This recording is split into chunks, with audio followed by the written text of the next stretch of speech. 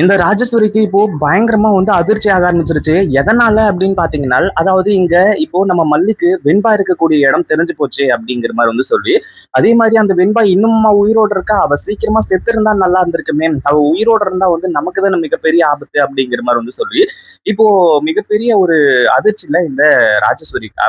அதாவது என்ன ஆச்சு அப்படின்னா, ஒரு பக்கம் நம்ம மல்லி இருந்துட்டு இப்போ வெற்றிகரமா அந்த பூஜையை முடிச்சுட்டாங்க. அதாவது இந்த ஒரு பூஜையை பண்ணா நம்ம வெண்பாவுக்கு எந்த ஒரு ஆபத்தும் வராது, எந்த ஒரு பிரச்சனையும் இல்ல, எந்த ஒரு சிக்கலும் இல்ல. வெண்பாவை ஈஸியா காப்பாத்திடலாம் அப்படிங்கிற மாதிரி சொல்லி, இதுல விஜய் கலந்துகிட்டது உண்மையிலேயே நம்ம மல்லிக்கு மிகப்பெரிய சந்தோஷத்தை கொடுத்துச்சு அப்படின்னே சொல்லலாம். கண்டிப்பா இந்த ஒரு விஷயத்த இங்க யாருமே எதிர்பார்க்கவே இல்லை.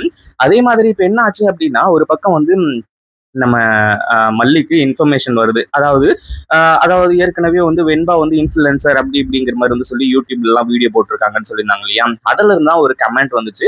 அதாவது அந்த நர்ஸ் இப்போ நம்ம வெண்பாவை காப்பாத்துறதுக்காக உங்க பொண்ணு வெண்பா எங்கதான் இருக்கா அப்படிங்கிற மாதிரி சொல்லியிருக்காங்க. அந்த ஒரு மெசேஜை பார்த்த உடனே அப்போ என் வெண்பா எஸ்ஜி ஹாஸ்பிட்டல்ல தான் இருக்காங்களா அப்படிங்கிற மாதிரி சொல்லி இப்போ வெண்பா அதாவது மல்லிக்கு பயங்கரமான அதிர்ச்சி.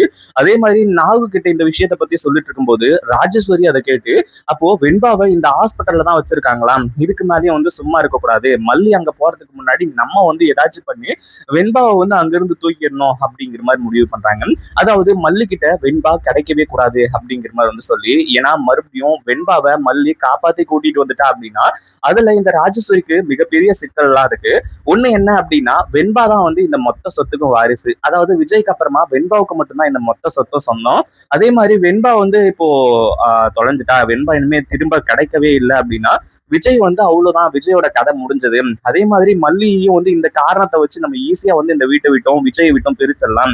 அதுக்கப்புறம் மொத்த சொத்துமே நமக்கு தான் சொந்தம், இனிமே எந்த ஒரு பிரச்சனையும் இல்லை அப்படிங்கிற மாதிரி சொல்லி நினைச்சிட்டு இருந்தா.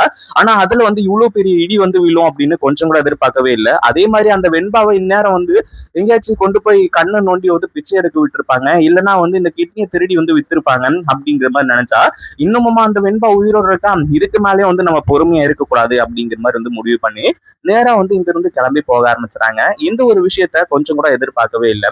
ஒரு பக்கம் நம்ம மல்லி இப்போ இங்க இருந்து நேரா ஹாஸ்பிட்டலுக்கு போறதுக்கு முன்னாடி, அதாவது உடனடியா கிளம்பி போயிருந்தாங்க அப்படின்னா பிரச்சனையே கிடையாது.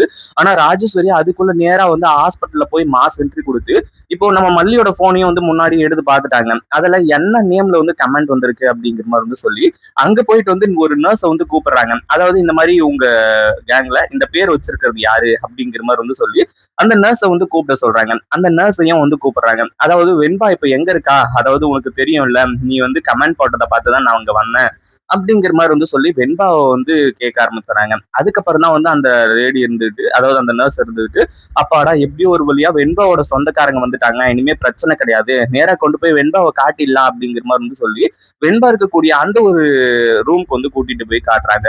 அதை பார்த்த உடனே பயங்கரமான அதிர்ச்சி. இன்னொரு பக்கம் இந்த வெண்பா இருந்துட்டு ராஜசூரிய பார்த்து, ராஜ்யத்தை இங்க வாங்க என்னை காப்பாத்துங்க அப்படிங்கிற மாதிரி சொல்லும்போது உண்மையிலேயே இந்த ஒரு விஷயத்த கொஞ்சம் கூட எதிர்பார்க்கவே இல்லை. அதே மாதிரி ராஜேஸ்வரி இருந்துட்டு, ஏ வெண்பா, உன்னை காப்பாத்துறதுக்காக தான் நான் இங்க வந்தேன்னு நினைச்சியா, நீ இருக்கிற விஷயம் இப்போ மல்லிக்கு தெரிஞ்சு போச்சு, அதனாலதான் உன்னை முதல்ல இங்க இருந்து கூட்டிட்டு போங்க அப்படின்னு சொல்லிட்டு அந்த ரவுடிங்க கிட்ட சொல்லலான்னு வந்தேன். இதுக்கப்புறம் உன்னால தப்பிக்க முடியாது, என்ன நடந்தாலும் சரி ஏது நடந்தாலும் சரி, இதுக்கப்புறம் உன்னால இங்க இருந்து போகவே முடியாது அப்படிங்கிற மாதிரி சொல்றாங்க.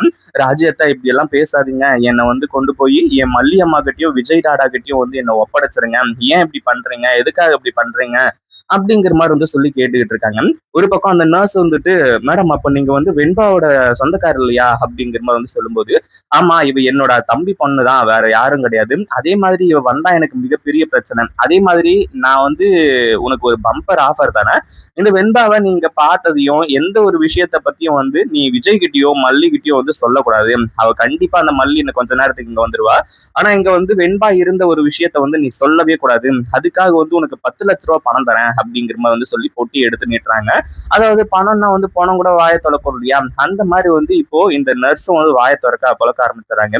அதாவது இப்போ வெண்பாவோட உயிரை காப்பாத்துறது முக்கியமா, இல்ல 10 லட்ச ரூபாய் நமக்கு வர்றது முக்கியமா, ஏற்கனவே இங்க கடன் இருக்கு அங்க கடன் இருக்கு, இந்த ஒரு விஷயத்த எல்லாத்தையுமே டீட்டெயிலா யோசிச்சு பார்த்து இப்போ பணம் தான் முக்கியம் அப்படிங்கிற மாதிரி சொல்லி அந்த பொட்டியை வாங்க ஆரம்பிச்சுறாங்க. அதே மாதிரி அங்க இருக்கக்கூடிய ரவுடிங்க கிட்டயும் இந்த மாதிரி அதாவது அவங்க கிட்ட வந்து வெண்பாவை முதல்ல இங்கிருந்து கூட்டிட்டு போறதுக்கு முன்னாடி கொஞ்சம் பொறுமையா இருங்க. அதே மாதிரி இன்னும் கொஞ்ச நேரத்துக்கு இந்த வெண்பாவோட அம்மா மல்லி அம்மா வந்து இங்க வந்துருவா. அதுக்கு முன்னாடி இங்கிருந்து நீங்க கிளம்புனீங்க அப்படின்னா பிரச்சனை ஆயிடும். அதனால இங்கேயே ஏதாச்சும் ஒரு இடத்துல மறைஞ்சிருங்க அப்படிங்கிற மாதிரி வந்து சொல்றாங்க.